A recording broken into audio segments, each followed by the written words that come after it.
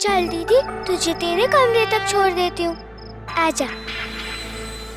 अब नहीं बॉन्दिता, मैं अपने पुराने कमरे में नहीं, मैं तो तेरे ससुर जी के कमरे में रहूंगी ना। तू वहाँ रहेगी दीदी? ठीक है, चल दीदी। बिहारी, अब बिहारी बाबू, वो मेरे पुराने कमरे में जो सामान और कपड़े हैं ना, वो आप रख लीजिए। वो क्या है ना, अब मुझे उनकी जरूरत नहीं है, आपके काम आ जाएंगे। हाँ चले। चल। बहुत विनाश कर लिया तूने इस घर का। चल निकल, निकल यहाँ से बाहर। हम चाहते हैं कि हमारे घर से अब शकुनी दूर हो जाए।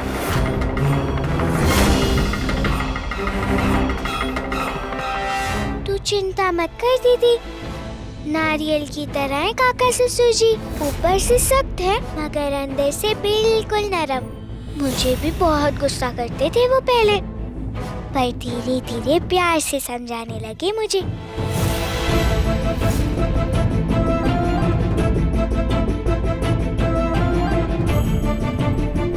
और तू तो बहुत अच्छी है, देखना जल्दी ही तुझे इस परिवार का हिस्सा मानेंगे काका ससुर जी। वरना काका ससुर जी तो कभी किसी के साथ कर ही नहीं सकते ऐसा। जरूर कोई गलतफहमी हुई है तुझे दीदी।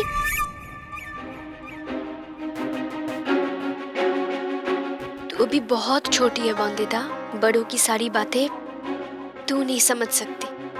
तुझे पता है दीदी, मेरे मन में सबसे बड़ा प्रश्न कौन सा है? कौन सा? यही कि मैं क्या बुलाऊं तुझे, दीदी या सासू माँ या संपूर्णा माँ। तो जाकर देखो रात का खाना तैयार है कि नहीं।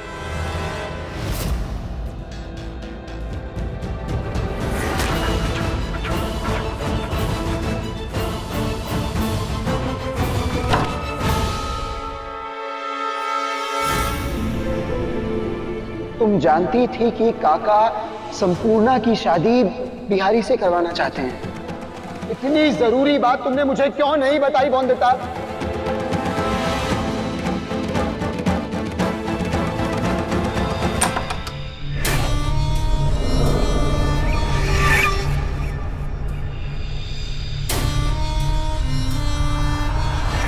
क्या कर रही हो मेरे कमरे में? आप भूल गए, पत्नी हूँ मैं आपकी, शादी हुई है हमारी। शादी नहीं हुई है हमारी, कोई मजबूरी थी वो भी। फिर क्या क्यों झूठ बोल रही थी तुम? क्या कहानी सुना रही थी अपनी बकवास? तुम्हारे चलते अपने दाग को मुझे झूठा कहना पड़ा। दाग संपूर्णा सच बोल रही है। गांव वालों ने उसे मारने की कोशिश की थी, पर वो गांव वाले नाम तो आप ही का ले रहे थे। ये बात मैं भूलूंगा नहीं।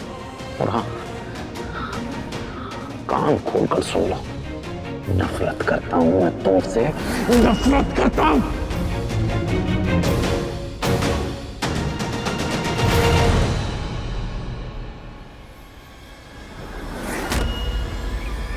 क्या हुआ?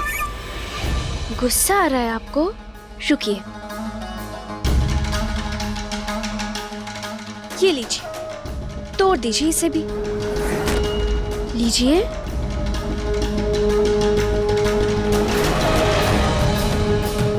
क्या हुआ?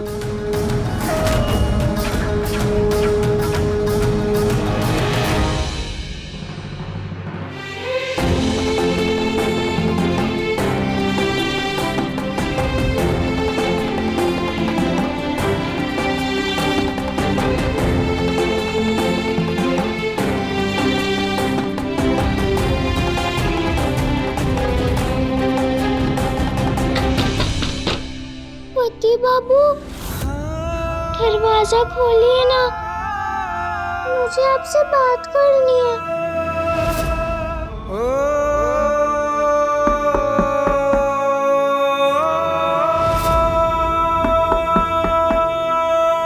पति बाबू, मैं जानती हूँ कि बहुत गुस्सा है आप मुझसे, पर मैंने जानबूझकर कुछ नहीं छुपाया आपसे। मैं तो बताने ही वाली थी, पर तभी काका ससुर जी की आवाज आ गई थी ना। पति बाबू,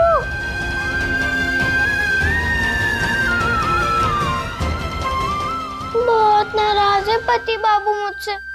एक बात भी नहीं सुनना चाहते मेरी। मैं रूठती थी तो पति बाबू झट से मना लेते थे मुझे।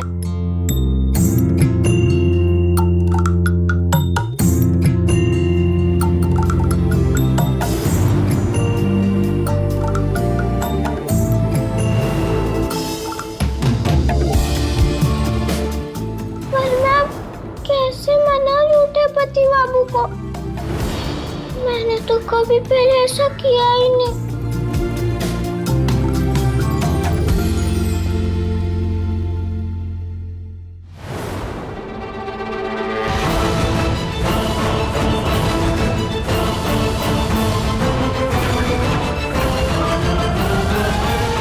आप आपके बेटे की तस्वीर नहीं तोड़ पा रहे हो, उसका दिल कैसे तोड़ोगे?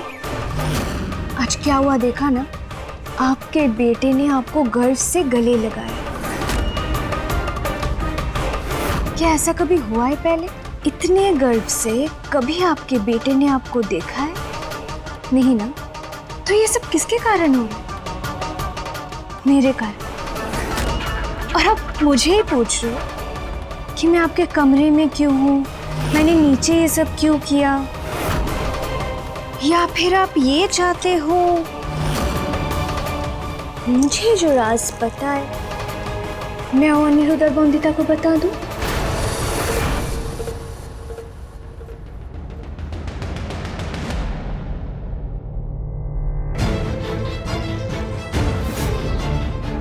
ये तो संपूर्णा दीदी का है। दीदी ढूंढ रही होंगी इसे। अभी लौटा कर आती हूँ।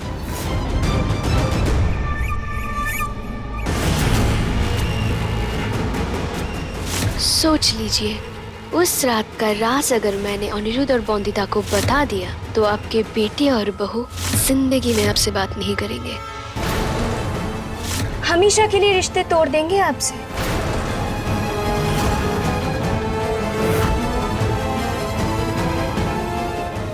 आज जो गले लगा रहे थे, कल आपके शक्ल तक नहीं देखेंगे वो। और मेरा क्या है, मेरा कुछ हो ना हो पर आपके सारे रिश्ते आपसे दूर चले जाएंगे। सब आपसे रिश्ता तोड़ देंगे।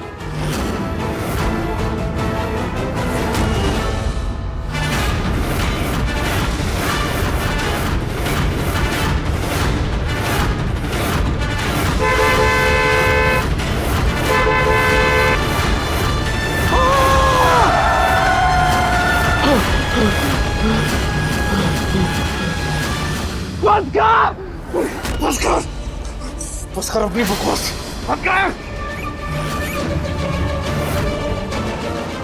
और ये बात आगे से कभी नहीं बोलेगी तू, कभी नहीं बोलेगी। ये बात तो मैं आपको कभी नहीं भूलने दूंगी, और इसी बात से मैं जो बोलूंगी आप वही करोगे। नाचेंगे आप मेरे इशारों पर। छोड़िए, दर्द हो रहा है मुझे, और मुझे दर्द दिया ना तो मैं भी आपको खुश नहीं रहने दूंगी। दीदी,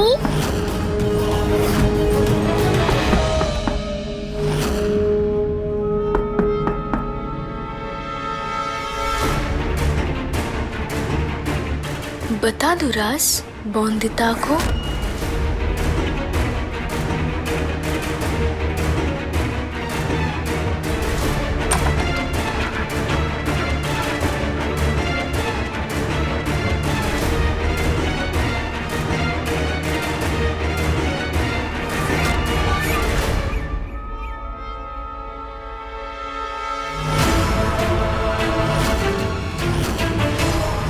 सब ठीक तो है ना?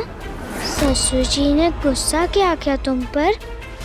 नहीं बंदिता, कुर्सी गिर गई थी मुझसे। वो क्या है ना, नए कमरे की आदत नहीं है ना मुझे। धीरे धीरे रहने लगूंगी तो आदत हो जाएगी। ठीक है दीदी।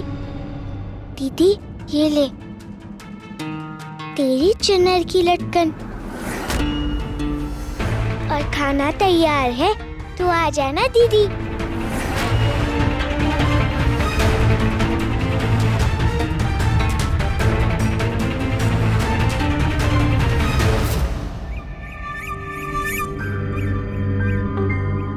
तो अब जब शादी हो गई है तो मैं चाहती हूँ कि सारे रस्म भी जल्द से जल्द हो जाए और पोह भात भी हो जाए। कौन सी रस्म? कोई शादी नहीं की है मैंने तुमसे। किसी की मजबूरी का फायदा उठा सकती हो तुम, लेकिन उसके जीवन का हिस्सा नहीं बन सकती।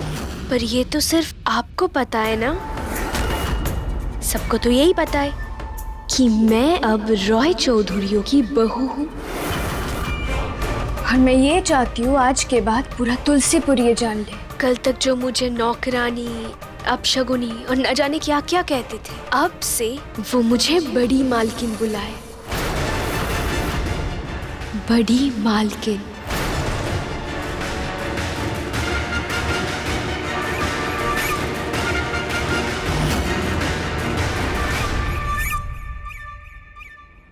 और कल मेरी मुंह दिखाई की रस्म होना जरूरी है, वरना आपका राज राज नहीं रहेगा।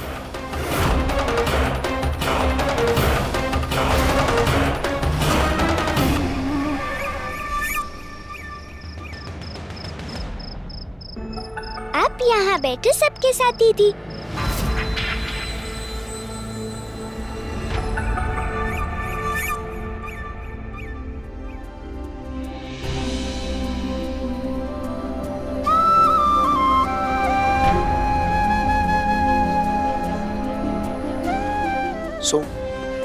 पति बाबू, खाना नहीं लेंगे मेरे हाथों से?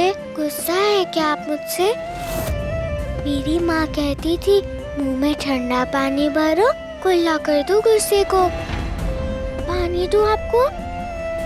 बिहारी चावल। त्रिलोचन काका तो कह रहे थे मेरे विवाह का समय आ गया, और यहाँ तो खुद विवाह करके आ गए बाबा। नीरू दादा ने तो कह ही दिया है, अभी हमारी माँ है, पर मैं अपने दोस्तों को कैसे कहूँगा, कैसे बताऊँगा उनको कि पापा हमारे लिए नहीं माला है। खाना शुरू करें? नहीं दीदी, काका ससुर जी अभी तक आए नहीं। मैंने बोला है आते ही होंगे।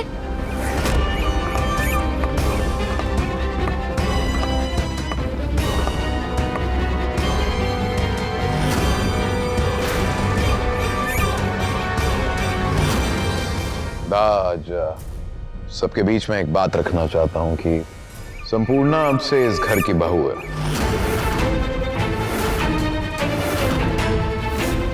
और हाँ, कल शादी के बाद की जो भी रस्में होती हैं वो कल होंगी।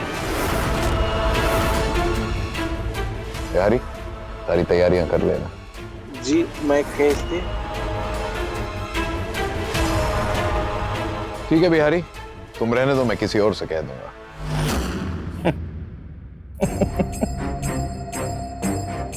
वाह, कमाल है। हमने सुना था कि शादी के बाद धीरे धीरे आदमी बदल जाता है। शादी की पहली रात के बाद कोई आदमी बदल जाए, ये आज पहली बार देखा हमने। विनोय, जरा इस रहस्य पर से भी पर्दा हटा दो कि ये अचानक रस्मों, रिवाजों, रीतियों में कहां से विश्वास होने लगा तुम्हें?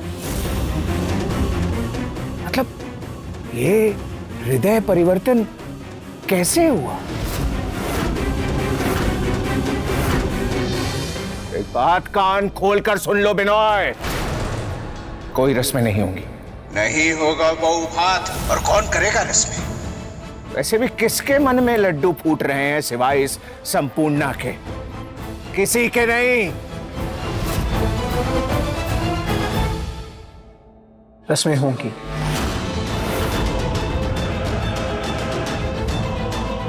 अपने बाबा और संपूर्णा माँ के विवाह की सारी रस्में मैं करूंगा।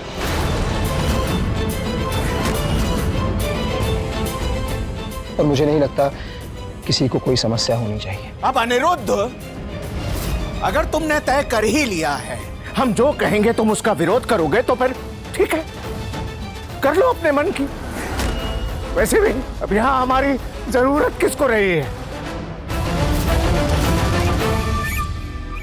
सही कहते हैं, एक औरत घर को स्वर्ग बना सकती है तो एक औरत घर को नर्क भी बना सकती है।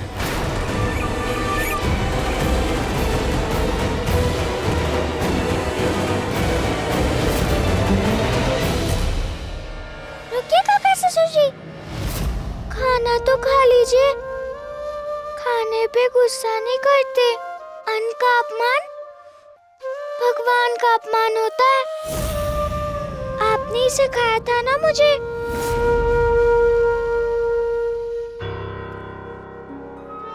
कोई संपूर्णा माँ को खाना परोसेगा या रॉय चौधरी खानदान की परंपराएं बदल गई हैं? जी पति बाबू, आती हूँ। ऐसे मान सम्मान करना चाहते हैं हम नई दुल्हन का?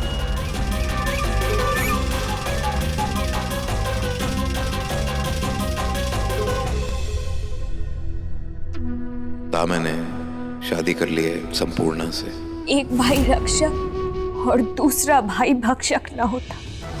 एक बात साफ हो गई है कि रूढ़िवादी परंपराओं और रिवाजों को बचाए रखने के लिए आप किसी हद तक गिर सकते हैं, एक विधवा पर हमला भी करवा सकते हैं। काका, आपको अपनी माँ की तरह सम्मान दूंगा मैं। अपने बाबा और संपूर्णा माँ के विवाह की सारी रस्में मैं करूंगा।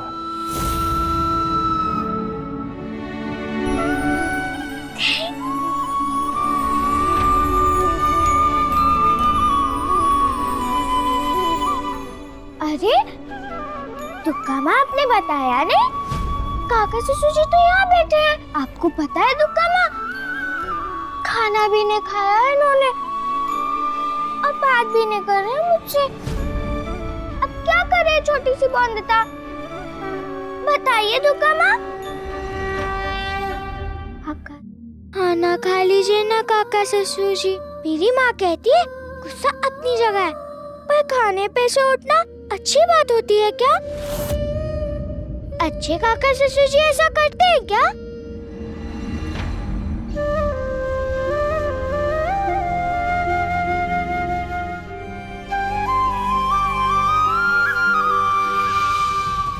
खाइए, बात नहीं मानेंगे अपनी बहू की। लीजिए खाइए। बहू, हम मानते हैं कि हम चाहते थे कि संपूर्णा की शादी बिहारी से हो जाए, पर हमने किसी को नहीं कहा कि वो संपूर्णा को नदी में धक्का दे दो। तुम्हें भी ऐसा लगता है बहू, अनिरुद्ध की तरह, कि तुम्हारे काका ससुर इतने दुष्ट हैं जो किसी की जान भी ले सकते हैं? नहीं काका ससुर जी, मुझे तो पूरा विश्वास है कि आप नहीं कर सकते ऐसा।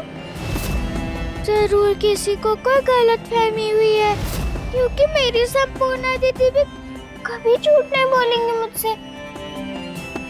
मैं जानती हूँ बहुत अच्छी है मेरी दीदी, और ये भी समझती हूँ कि आपको इस समय सबसे ज्यादा परेशान पति बाबू का गुस्सा कर रहा है ना? पर आप तो जानते हैं ना, एक पल में ज्वालामुखी हो जाता है उनका गुस्सा, और दूसरे पल बर्फ की तरह ठंडा हो जाता है उनका गुस्सा। कैसे कहते हुए मुझे? तुमने मुझे बताया क्यों नहीं बॉन्डता? बोलो बॉन्डता, जानती नहीं कि सही नहीं है ये, इसीलिए भेजा मैंने तुम्हें विद्यालय। ये सीख रही हो तुम? हाँ, और वो भी, आप ऐसा कैसे कर सकते हैं काका? इस दुनिया में सबको बराबरी का अधिकार है और समाज से इस भेदभाव को मिटा कर ही रहेगा अनिरुद्ध रॉय चौधरी।